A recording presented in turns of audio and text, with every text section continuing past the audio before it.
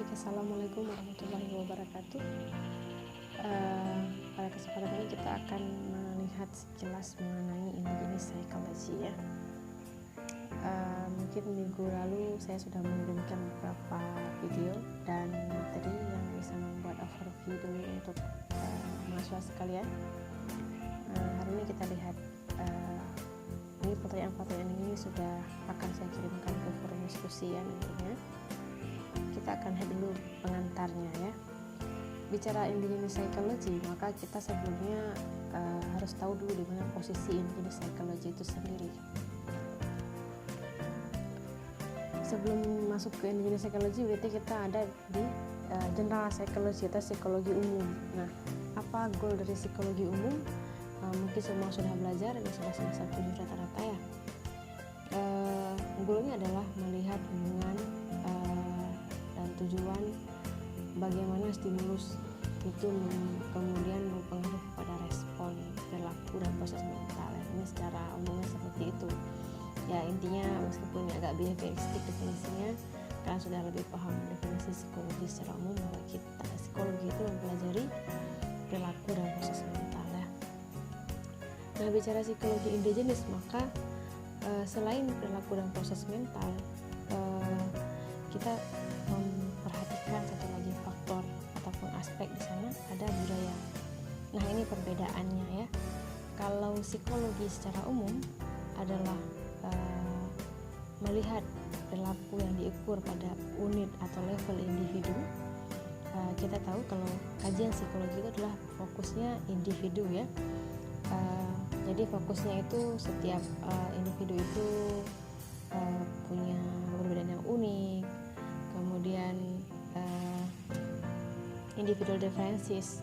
Nah, itu menjadi prinsip dasar psikologi secara umum.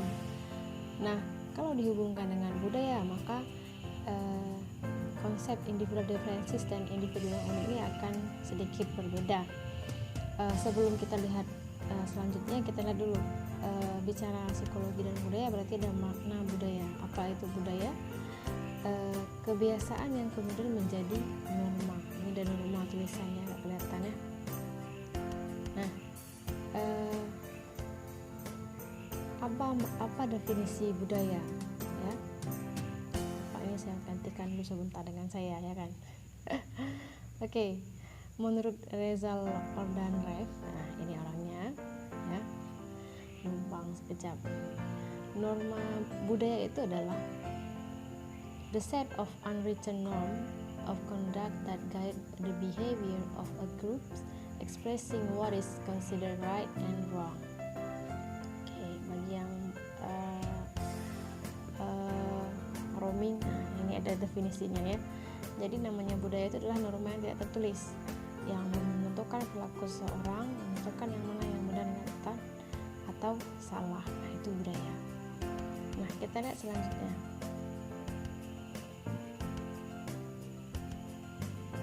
Bicara psikologi dan budaya, maka selanjutnya adalah psikologi budaya ya. Ini kita belum masuk ke psikologi indigenous. Ini ceramah psikologi of culture, bagus pengantarnya itu oleh Fernando Lanzer, sudah saya kirim minggu sebelumnya, ada video, silahkan nonton, nanti kita akan bahas lebih lanjut. Intinya menurut Fernando Lanzer, dia mengartikan budaya itu menjadi hal yang lebih agak sedikit praktis ya. Bagaimana memahami budaya adalah bagaimana kita merasakan menggunakan sepatu orang lain ya. It's about standing in someone else's shoes. Jadi kita bisa merasakan bagaimana perspektif mereka ketika kita berada di sepatu orang lain kalau kita berhadapan dengan budaya yang berbeda. Nah, ini analoginya seperti ini.